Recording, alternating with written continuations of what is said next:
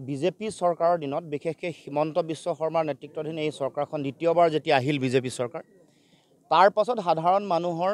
জীৱনৰ নিৰাপত্তা নোহোৱা হৈছে ভুৱা এনকাউণ্টাৰ কৰি মানুহক হত্যা কৰিছে আইনৰ যিটো শাসন ৰুল অফ ল বুলি যিটো কোৱা হয় সাংবিধানিক ব্যৱস্থাত ভাৰতবৰ্ষৰ গণতান্ত্ৰিক সাংবিধানিক ব্যৱস্থাত আইনৰ শাসনৰ যিটো আধাৰ বা যিটো মূল দৰ্শন এইটো সম্পূৰ্ণৰূপে বুঢ়া আঙুলি দেখুৱাই এতিয়া হিমন্ত বিশ্ব শৰ্মা ডাঙৰীয়া নিজৰ মনৰ ইচ্ছামতে যাকে মন যায় তাকে গুলিয়াই তেওঁলোকক হত্যা কৰিবলৈ উদ্যত হৈছে আৰু শেহতীয়াকৈ দেখিছোঁ আলফা বিচৰাৰ নামত আলফাৰ লিংমেন বা আলফালৈ যোৱা মানুহক তেওঁলোকে এনে সন্দেহবশতঃ গুলিয়াই হত্যা কৰিছে অৰ্থাৎ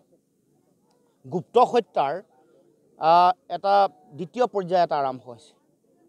গুপ্ত হত্যাৰ নতুন সংস্কৰণ এটা আৰম্ভ হৈছে আৰু এইবাৰ গুপ্ত হত্যা নহয় মুক্তভাৱে হত্যা কৰিছে মুক্ত হত্যাৰ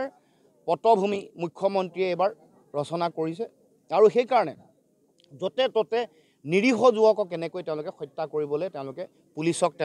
নিযুক্তি দিছে বা পুলিচক নিৰ্দেশনা দিছে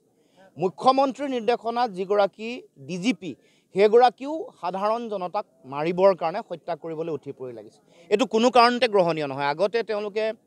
ভুৱা এনকাউণ্টাৰ কৰি বিভিন্ন মানুহক মাৰি মানুহৰ মাজত হিন্দু মুছলমানৰ ৰাজনীতি কৰিছিল যিসকল ড্ৰাগছৰ লগত জড়িত ব্যৱসায়ী যিসকলে গৰু চোৰাং সৰবৰাহ কৰে তেওঁলোকক লক্ষ্য হিচাপে লৈ হিন্দু মুছলমানৰ ৰাজনীতি খেল খেলিলে এনেকুৱা কৰিবলৈ যাওঁতে নগাঁৱত হঠাতে এগৰাকী ব্যক্তি নিৰীহ প্ৰাক্তন ছাত্ৰ সন্থাৰ কৰ্মকৰ্তাক তেনেকৈ গুলিয়ালে তাৰ পাছত লাহে লাহে এই প্ৰক্ৰিয়াটো আমি তেতিয়াই কৈছিলোঁ যে এক্সট্ৰা জুডিচিয়েল কিলিং যিটো ভুৱা এনকাউণ্টাৰ কৰি হত্যা কৰা মুক্ত হত্যাৰ যিটো পৰিৱেশ সেইটো আৰম্ভ হৈছে বিভীষিকা আৰম্ভ হৈছে আৰু শেহতীয়াকৈ আলফাৰ নামত পুনৰ সেই হত্যা কৰিবৰ কাৰণে উদ্যত হৈছে